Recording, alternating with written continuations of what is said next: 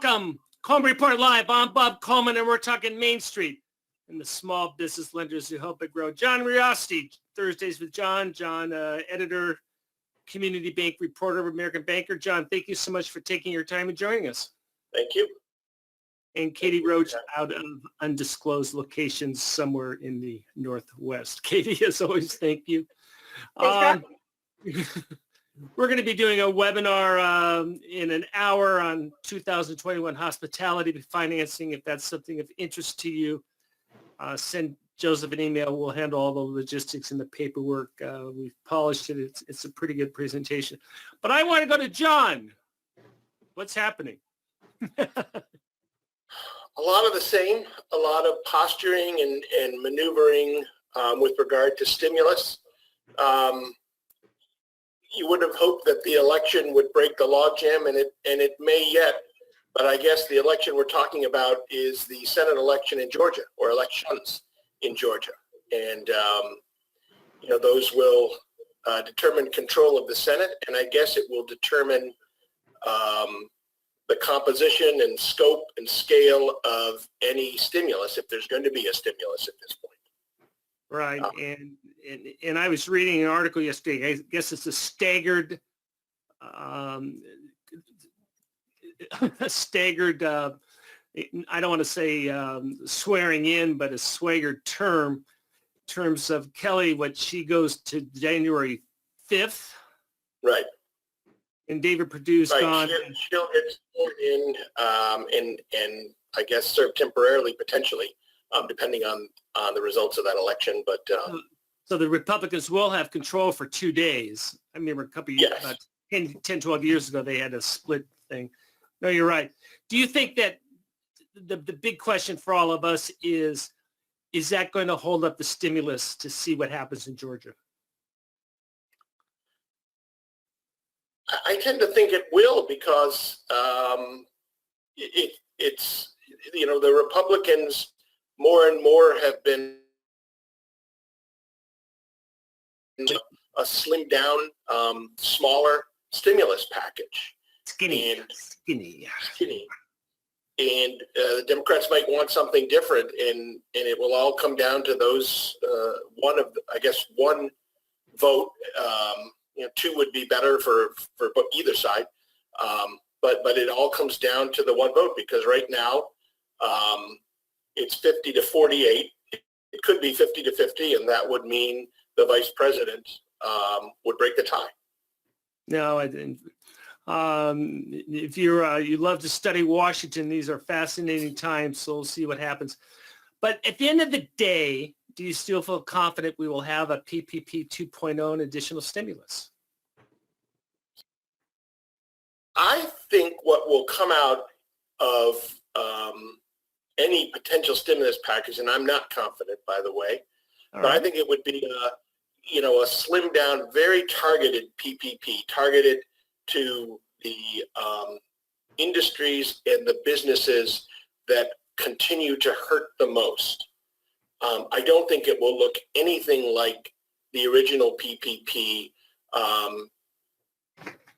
Is certainly not in size, and certainly not in eligibility, because the original PPP, everyone was eligible, and that is not going to happen at all. John, we got this $600 billion pile of cash in the Main Street lending program. Katie, how much has been funded out of that? Hardly any of it, really. I think there's a lot of push right now to get that to be somehow adjusted so that there's more use with that, because it's really hasn't taken off yet. There's not very many banks or lenders in general that are participating right now. So they are looking at trying to fix that, but I haven't seen anything that's going to sway a lot of people into using it yet. Right. Yeah, one thing that has to be mentioned there is they've got to work fast, because that sunsets on December 31st. I did not realize that. Okay. Yes. So they've got probably adjustments to be made to make that more attractive to lenders and borrowers. And once they do, they've got to extend it. I just talked to a banker, and it's going to be in a story that we're working on now, so I don't want to reveal too much. I'm hoping the people will read it. But that's what he said. He's hoping for an extension of the program because he believes that it's being whipped into shape. Those aren't his terms. That's sort of my characterization. But that a lot of the obstacles and a lot of the issues that kept it from taking off early have been or are being resolved. Unfortunately, it took all this time to do it, and now there's roughly 7 weeks left. John, give us a Main Street Lending 101. What does the program look like today? Well, the program initially was, the problem initially was the loan sizes. It was, I can't remember now what the minimum loan size was. I think the minimum was $500,000. I think it was $500,000. Right, but it was for larger, and it goes up into the hundreds of millions. Yeah. Now Right. they have sort of 3 grades, and now I believe they've reduced the minimum loan size to $250,000. So it's potentially a lot more palatable for smaller banks and for smaller borrowers, but it just hasn't taken off. There were a lot of issues about the terms the Fed was asking about, and their oversight of it. A lot of some criticism, but as I said, I think that's being worked out. Witness the drop in the loan size, but it's all potentially coming too late. Yeah, but we still have a 95% guarantee. Is that correct? Yes, I believe so, and it has some of the features of PPP in those respects, but but the big eligibility is sales have to decrease how much? What, 25%? Is that? I believe it's 25%, but I am I'm a little vague on that. Okay, well we'll just leave it that there had to be a sales decrease as a component to being eligible, which is fine. Right. Okay. And that's what they're talking about with a renewed PPP. The same thing. You have to show 25% or more of a drop off in sales and revenue to be eligible. They want to target the money. Katie, from your perch, do you see any cracks in what I would call the bipartisan support of making something happen? Has anybody come out and said absolutely not? I'm not going to support it.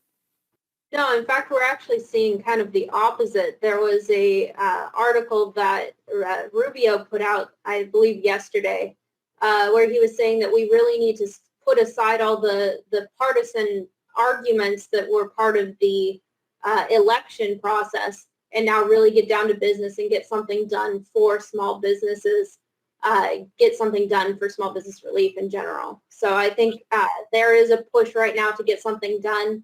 I kind of doubt it's going to happen before the first of the year, but they're really pushing for some kind of bipartisan action right now. Yeah, let's go to that slide, Joseph. Bring that up. What are the 4 points of Rubio's letter, Katie? Oh, so that's a separate letter. That's he sent a letter to Treasury and SBA requesting PPP audit plans. As you probably know, PPP is going to be audited soon, and a lot of the regulators have not heard how that's going to happen yet. So Rubio is sending out this letter to ask how they're going to process that. He specifically requests that they give his group the documentation detailing SBA's plan for PPP review procedures, documentation detailing their forgiveness procedures, copies of all SBA contracts with third parties to process and review the PPP loans, and copies of all SBA contracts with third parties to identify waste, fraud, abuse, and so on. So those are, that's just completely separate, but it is something that they are working on right now to try to make sure that the PPP is audited properly to reduce fraud and things like that. All right. Okay, let's go to the previous slide, which is where he's talking about he's urging Congress to pass additional relief. What is that about, Katie? Right, this is what I was talking about earlier, that he's really pushing for bipartisan support on this, saying that Washington was hurting small businesses by not passing anything earlier and having partisan obstruction is what he says, because of the politics that was going on before during the election. So of course he's trying to push that they try to get something done for small businesses, especially since this is reflecting on some of the more recent numbers showing a lot of small businesses are starting to get a little more concerned that it's been several months now and they expected something to pass a little while ago. And so he's just kind of responding to that. John, obviously Rubio is expressing a deep sense of urgency. Do you see that sense of urgency throughout Congress, or is it, yeah, we understand the problem, we just don't know how to fix it? I don't quite see the sense of urgency yet, at least not publicly. He seems to be the first senator, and certainly he's a very influential one as chairman of the Small Business Committee, to come out and push for something. I mean, these are pretty powerful words. Yes, they are. They are, and hopefully they will move someone. They will move enough people to go ahead and do this. But the problem is, for the next 2 months, Congress is sort of a lame duck organization, and right now, until that election happens, there's no indication of which side will control. So it's a very sort of a difficult and sensitive time, and I think those issues are holding a more resolute and forthright action back. Just when you think the world has gone completely mad, we get more and more news that they're shutting down more small businesses. So it's a difficult time for a lot of people. And I appreciate his last comment. Families are losing their livelihoods. We need to keep our eye on the ball on that. One thing I'd like to, I'm sorry, Bob, to interrupt, but one thing I'd like to throw out, I talked to a number of bankers who certainly aren't opposed to additional PPP, but they said one thing that should be considered at the same time is a look at the regular 7A programs and what Congress and the agency can do to make them more attractive and effective, as the economy hopefully moves towards recovery. And that would look something like what they did after the financial crisis, which a higher guarantee and lower or suspended program fees. Yeah, I mean, they're talking about waiving fees for veterans, but They're talking about extending that to waiving all fees, increasing the guarantee to 95%, which would be very helpful.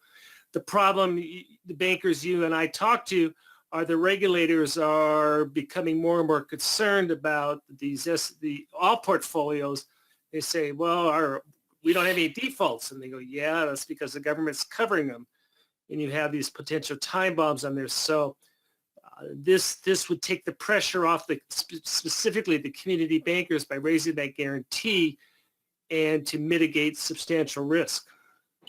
Right. I mean, the sort of the mantra of community bankers, the banks that do SBA lending is SBA can't make a bad loan good, but it can make a good loan better and doable. So right. So if it's looked at and executed in that spirit, it could be very helpful. And for the first time, we are truly lending money to companies, specifically now I'm talking restaurants, hospitality, where the numbers may not be good today, but there is the light at the end of the tunnel. A year from now, all these companies are going to be doing a lot better, assuming they can survive the next 12 months. Well, there are so many factors in there. The vaccine, optimism there, and that swings very wildly from one day to the next. So right now, the optimism seems to be fading. But a few days ago, and hopefully there'll be more announcements down the road. Yeah, I mean that's yes. That's all I can say is yes. Right, but the bankers I'm talking to, I guess the message is don't forget about the regular programs. Don't. Right.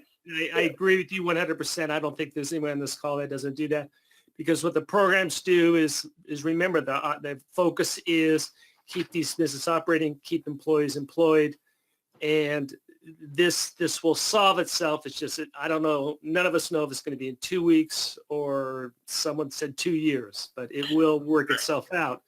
It's just a matter of when. One last thing I'll mention on that is I've talked to several bankers. You probably saw the latest lending report. 7A is down. It's down about 28% through November 6th, and so the 2020 fiscal year 2021 period is lower than that of 2020. But what the bankers I talked to say is that that's a reflection more of COVID and the shutdowns and just the general economic confusion right now, that where businesses are open and where they're allowed to operate, they're seeing very strong demand. Right. So theoretically, by the middle of next year, if a vaccine is in place, if the numbers are looking much better, you could see a very strong end of the year for 7A. Yeah, no, I agree with that. Hey, Stephanie asked an interesting question. I haven't thought about it. I'll throw it at you, John and Katie. Stephanie asked, what about banks who are eating the cost of the idle loan advances from reduced PPP loans? They're just writing it off. They're saying we're not even going to try to go get these advances. Have you heard of that? Have you followed that story at all? I haven't heard of that. That's the first I've heard of that banks are actually deciding not to pursue that. And I wonder if it's connected to the fact that, many of the businesses that they don't exist. Got that idle are probably in no position, to repay. So. Yeah. And that's a great question, Stephanie. Great question. Let's see. Raymond asked a question. I don't know the answer.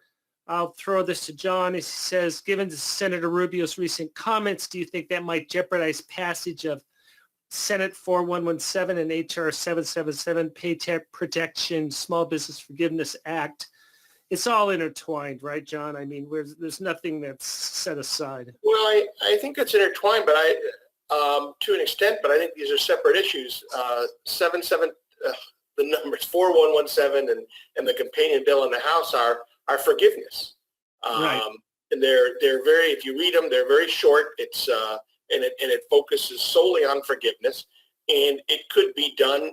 And I think this is something that's extraordinarily maddening to a lot of people. It could be done theoretically tomorrow or in a very short period if it were acted on as a standalone. The last time I counted, there were something in the neighborhood of 120 sponsors and co-sponsors for that bill.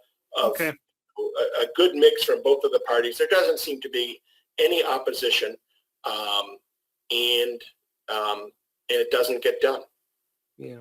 Well, I think just to take a step back, and the context is things are going to happen. I gave a presentation yesterday. I said, and when the log jam breaks, it's going to go fast. Once something happens, there's going to be a lot of flurry of notices, a flurry of changes in the programs. Once everything is set, that's my prediction, and we're just going to rock and roll. John, what do you think about my thesis? I'm afraid I'm more.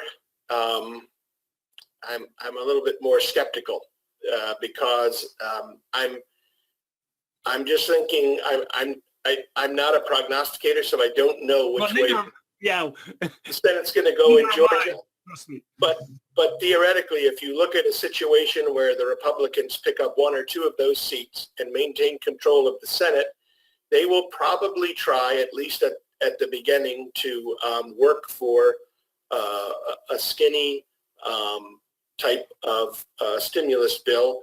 The Democrats may object and may say for political reasons that, it's better to go forward with nothing rather than, agree to something that we disagree with so much. I'm wrapping up with just a couple more questions. Tony says, have they finalized the dollar limit for PPP, easy, short form, or blanket forgiveness? Blanket forgiveness is not out there. Blanket forgiveness is where the borrower simply signs a statement. There's a lot of trade groups, John's written about this, that are advocating up to $150,000 blanket forgiveness. We're not there yet. We still see tweaks. That's going to happen. Russell asks this interesting question. He says, the idle advance was deducted from forgiveness, but if it's not paid by the borrower, would that be eligible for payment under the 100% guarantee? I don't have a quick answer for that one, but I can find I out. don't either. Okay, very good. That's usually what the government end up paying for it anyway. Yeah, yeah. Well, very good. John, we have some other questions. I'm going to hold them over tomorrow. First of all, John, thank you for your service. Hope you had a nice Veterans Day. We certainly appreciate what you did and what a lot of people do. So thank you very much for that. And this concludes the program. Thank you for joining us and supporting America's Main Street, one entrepreneur at a time. Talk to you tomorrow. Have a great day.